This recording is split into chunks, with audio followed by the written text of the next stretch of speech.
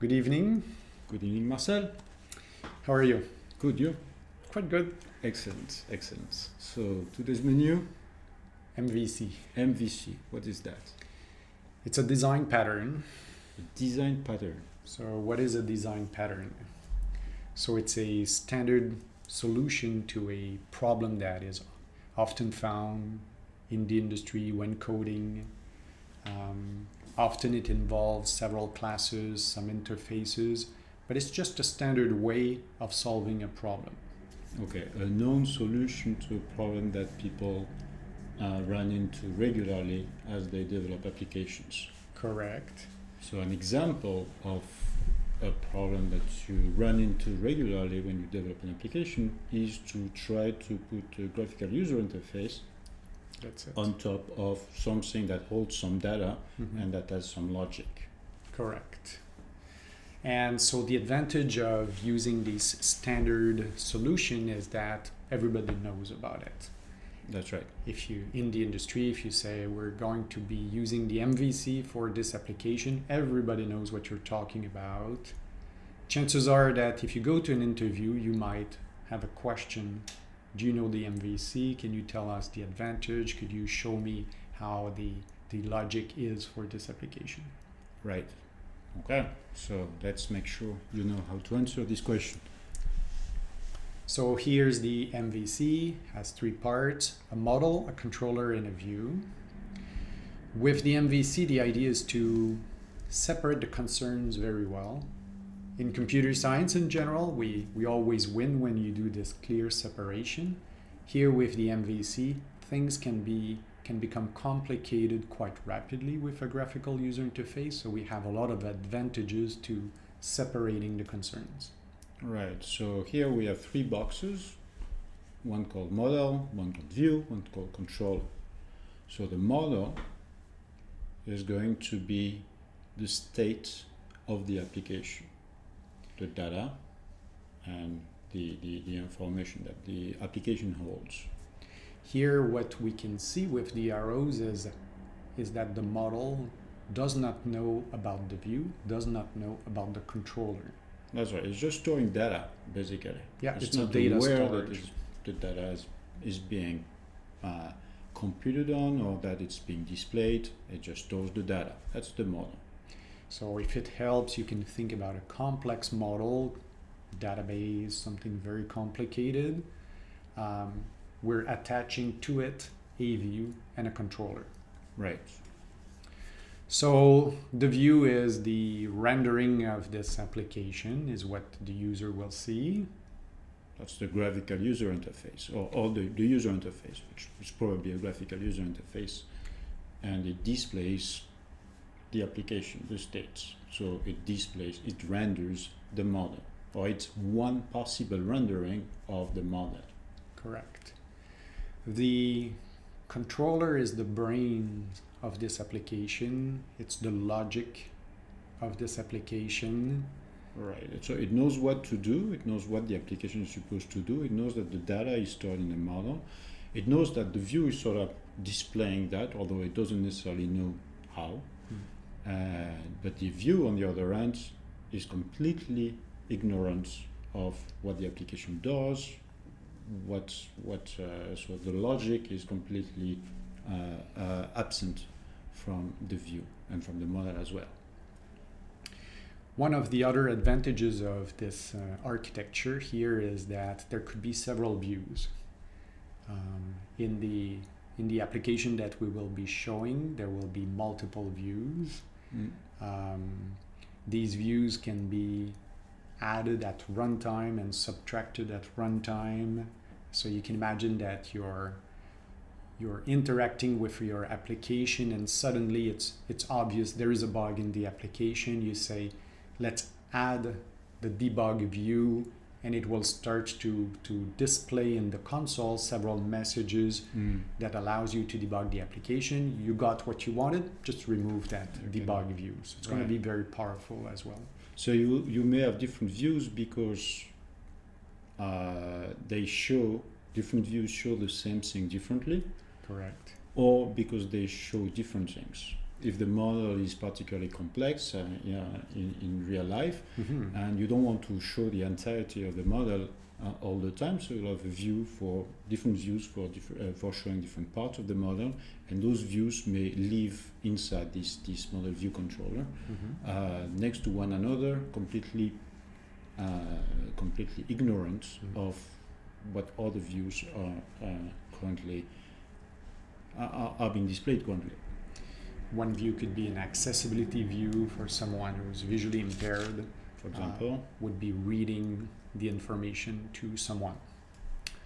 so here we have arrows in between these three components. Mm-hmm. So first there's an arrow going from the view to the controller.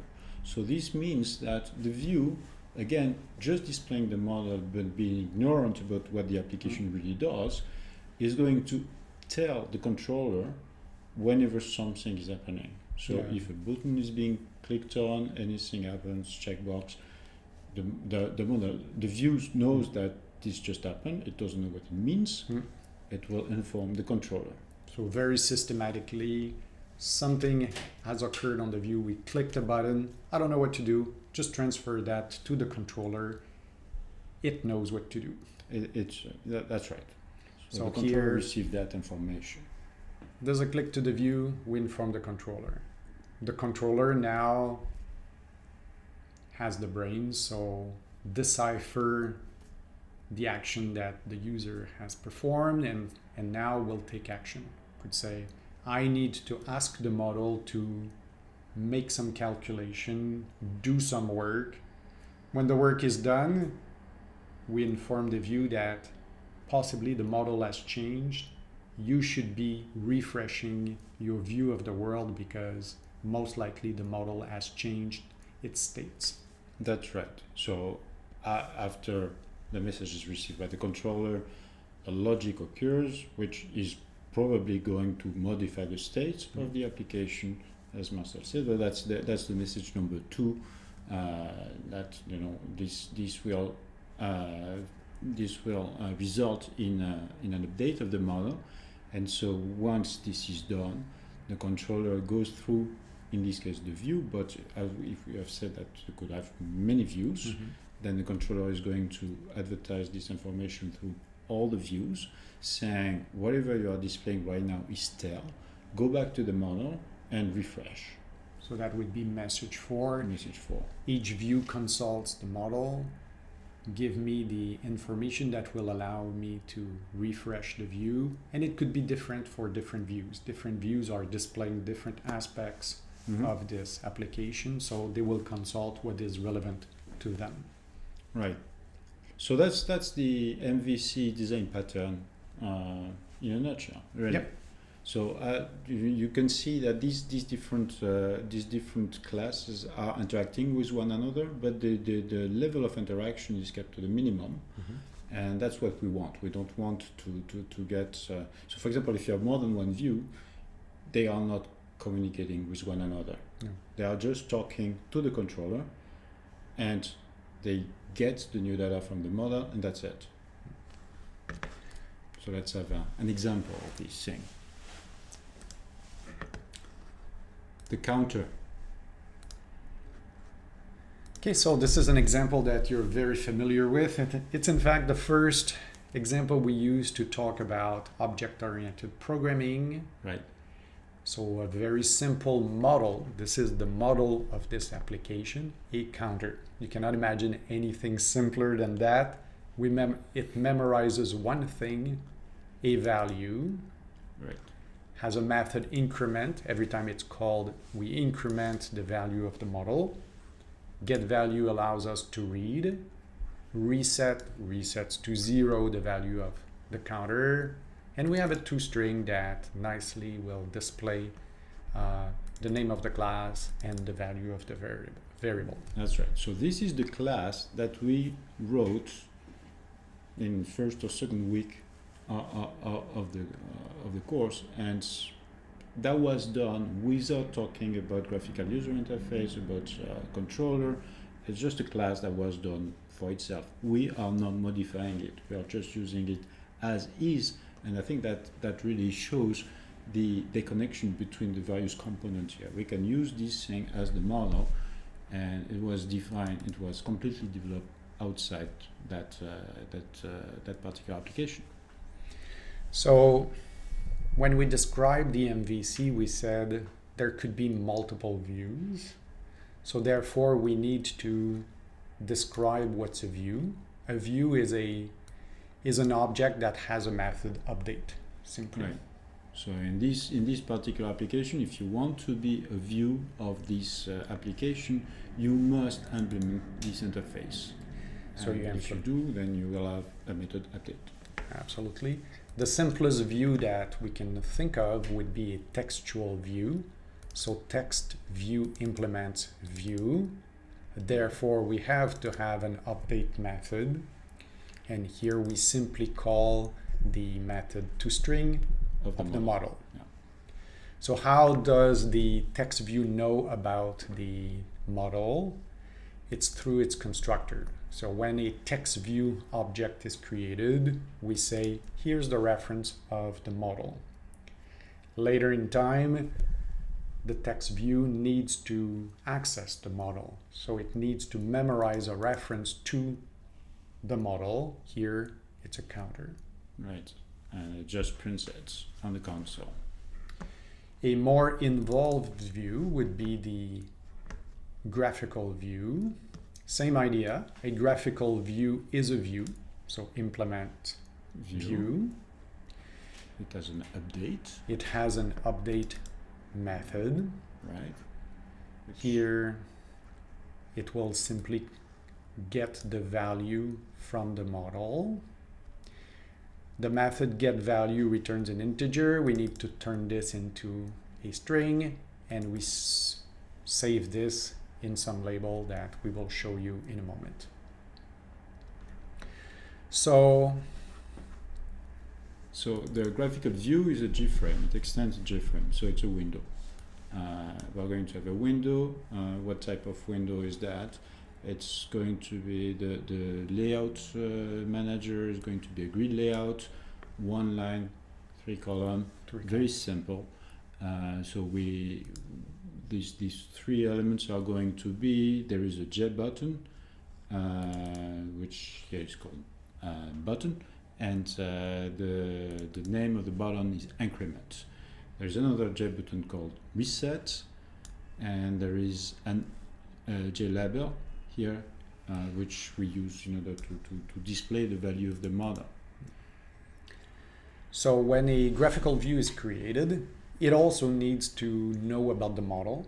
Right. So one of the parameters of the constructor is a reference to the model. And the model we used in the method update.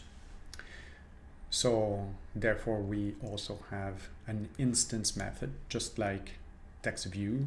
Graphical view also memorizes a reference to the model. Right. But here, because the graphical view also serves as the support for the buttons, it needs to know about the controller as well. Right. So the constructor receives the reference of the controller. How is it used? So it's not storing it. Yeah, there's no instance variable to memorize the controller. Right. But what it does is, well, basically every time you click on a button, the controller should be told that this happened. So the button should inform the controller that this action just occurred. So the action listener of the button is going to be the controller.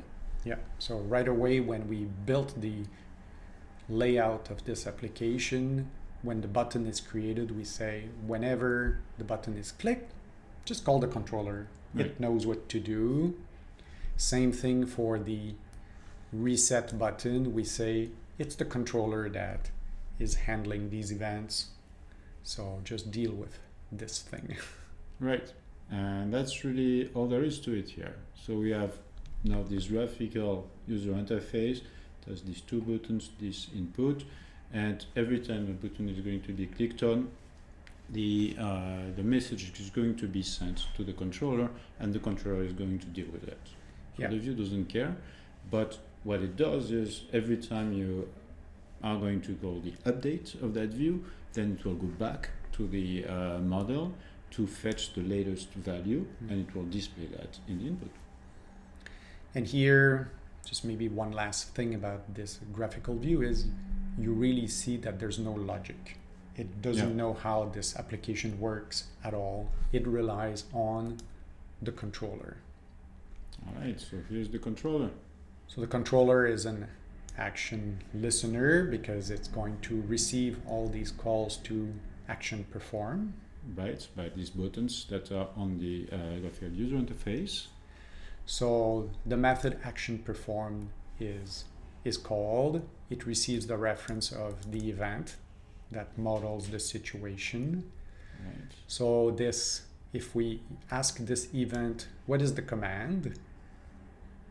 It will return the reference of the object, and we can ask, what is your string? Is it increment or is it reset?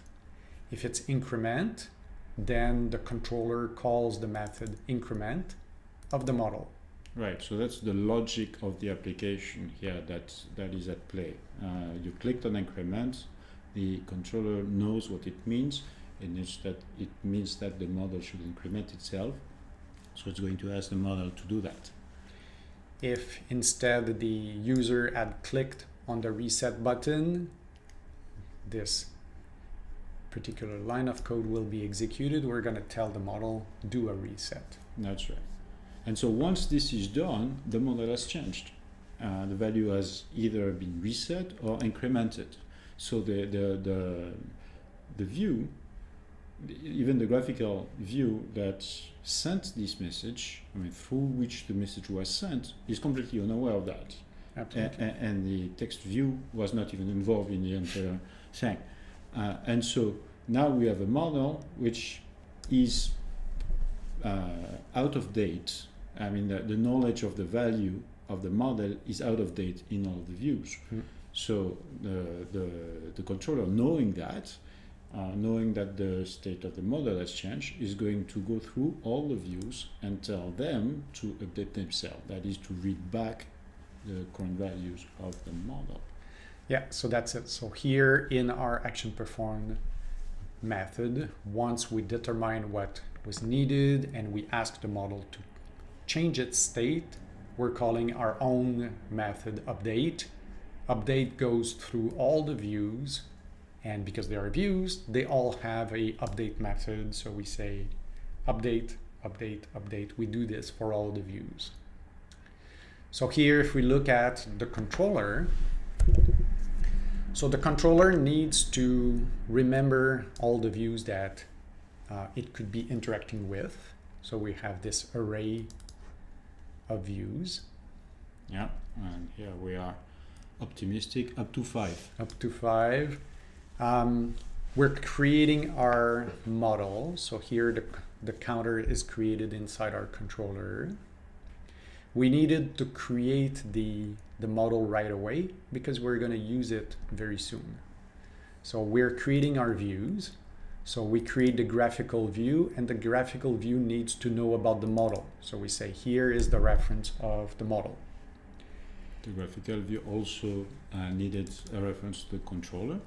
So here the controller says, take this, I know what to do. Yeah. When the user click, let me call know. my method, action perform. I got this. I got this. We also create a text view. Text view is simpler. It only needs to know about the model. Yeah, and that's because the text view is a little bit of a strange view. It's completely passive view, right? You can't really interact with the text view in this case. In this case. So the text view is basically never telling anything to the controller, so it doesn't need a reference to the controller. Usually, the view do need to know about the controller. In both cases, we've passed the reference of these views to the method register. Register receives the view, stores the view inside the array. Okay. It was a bit too much work here. All right. I think it The only last little thing here would be that we start this application with the class app as a main method. It creates the controller. Yeah, that's all it does. Create a controller. The controller in turn is going to create the model, create the view, and everything will run until we close everything. So here you see in this directory we have all the necessary files which we will compile. We will start this application using the class app. Okay. And so what has happened? We call app. It creates the controller. The controller has created one object counter. The model Has created two views. One is graphical view. The other one is text view. Has called the method update. Update has informed the graphical view. It read the value. It's a 0. Yeah, because the initial value of the counter is 0. It informed the text view you should refresh. It called the method toString of the counter and displayed that in the console. Right. Increment. So here you click on the increment button. So the view, as we said, doesn't know anything. It just received that click, and the button received that click really, and it's just going to hand it right over to the controller. Hey, I've been clicked. Yeah. In this case, it was the increment button that was clicked. So we're calling increment of the counter. It's done. We're back. So at that point, because we just called increment on the model, the value is 1, became 1 from 0 to 1, but the views were still displaying 0 at this point. So now the controller needs to go through all the view and say, please refresh. So Right. we're calling update of the graphical view, update of the text view. And they both change. Click on reset. So this has gone to 0, this has gone to 0, increment, increment, increment. Right. So that's what we get with this simple design pattern. It's already quite impressive, but perhaps not as impressive as it should be. So let's see if we can make it a little bit more obvious. So here we start with two views, and we are just going to add a couple more of these graphical views. So now we have upped this application to 4 views that are working together. 3 of those are the graphical one, and 1 is the text one. Still one counter, just one model. So one model has been created. It's passed to all of these views. Right. And I think if we run this, it's going to be obvious what occurs. So we need to recompile all this and run. We run it. Oh no, there's just one graphical view. Nah. Okay. All right.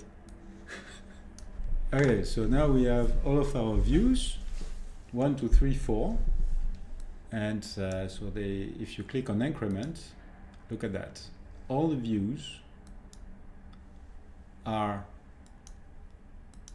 displaying the new value of the model. And that would have been very difficult to create without this design pattern, MVC. Exactly. Just imagine if we ask you to do that and you don't have the pattern. Now you have, in this case, 3 different windows plus this passive view here, and they are all talking to one another. They are all, every time you change anywhere, everything is being refreshed. It would have been very difficult to achieve, and it would have involved a lot of messages all between these all of these views, because each view has to talk to every other view. So you have n-square type of a situation here, and it would have been very difficult. But now here, this is really simple because each of the view is living on its own. They don't know about one another. It's the problem of the controller to inform all the views that something has happened. We could also very easily change that. So if you come up with a brand new way of displaying that, for a different approach to displaying that model, you can do that without worrying at all about the other views, without worrying about anything really about the logic. You can focus on just doing this new representation of the model, and as long as you implement views, you are the interface view. You can add yourself as one of the view, and the controller will just let you know every time there is something to do. So that's something very neat to know, and hopefully you're going to be able to put it in practice soon. Right. We typically use that for our assignments, and so you can look forward to trying your hands on an MVC development very soon. All right. Good night. Good night. Thanks.